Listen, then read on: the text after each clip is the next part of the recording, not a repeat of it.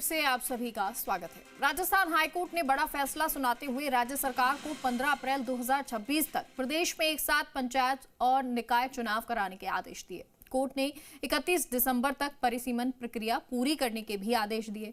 इससे राज्य में पंचायतों और नगर पालिकाओं के चुनाव का रास्ता साफ हो गया। लेकिन अब कांग्रेस सरकार पर हमलावर है कि आखिर क्यों चुनाव में देरी की गई, कौन सी महत्वाकांक्षा थी जिसे बीजेपी पूरा करना चाहती थी। लेकिन सरकार का तर्क है कि वन स्टेट वन नेशन ही सबसे बड़ा कारण है। ये रिपोर्ट देखिए।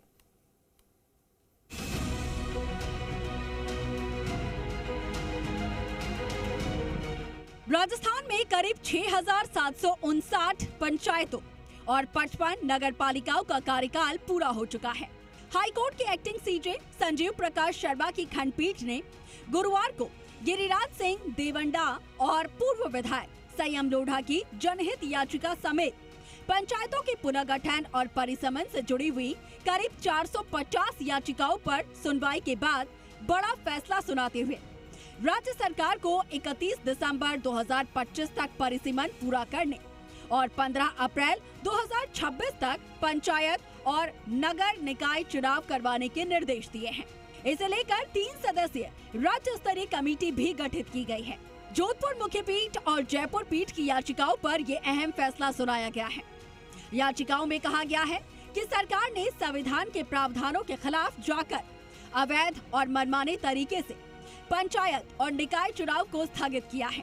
तो वहीं याचिकाकर्ताओं के एडवोकेट प्रेमचंद ने बहस के दौरान कहा था कि राज्य सरकार ने 16 जनवरी 2025 को अधिसूचना जारी करके इन पंचायतों के चुनावों को स्थगित कर दिया, जो कि संविधान के अनुच्छेद 243 ई और 243 के और राजस्थान पंचायत राज अधिनियम 1994 की धारा 70 का उल्लंघन है।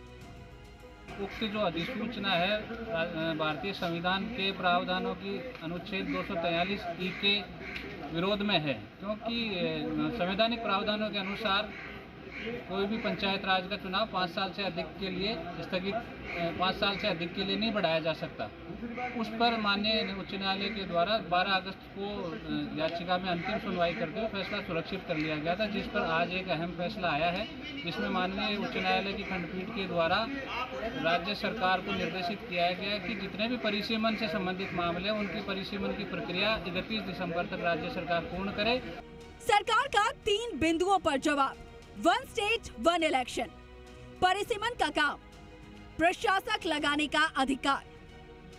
तो वहीं नगर निकायों के चुनाव टालने के मामले में संयम लोढ़ा की याचिका पर बहस करते हुए उनके एडवोकेट पुनीत सिंघवी ने कहा था कि राज्य सरकार ने प्रदेश की 55 नगर पालिकाओं, जिनका कार्यकाल नवंबर 2024 में पूरा हो चुका है, उनमें चुनाव नहीं करवाकर बिना अधिकार ही प्रशासक लगा दिए हैं। तो वहीं सरकार ने इस तरीके से मनमाना रवैया अपनाकर संवैधानिक प्रावधानों और नगरपालिका अधिनियम 2009 का खुला उल्लंघन किया है। उन्होंने कहा था कि सुप्रीम कोर्ट भी कह चुका है कि प्राकृतिक आपदाओं के अलावा स्थानीय निकायों के चुनाव नहीं टाले जा सकते हैं, लेकिन यहाँ सरकार अपने संवैधानिक कर्तव्य को पूरा करने में विफल हो गई है। हाईकोर्ट के इस फैसले का सरपंच संघ ने स्वागत किया।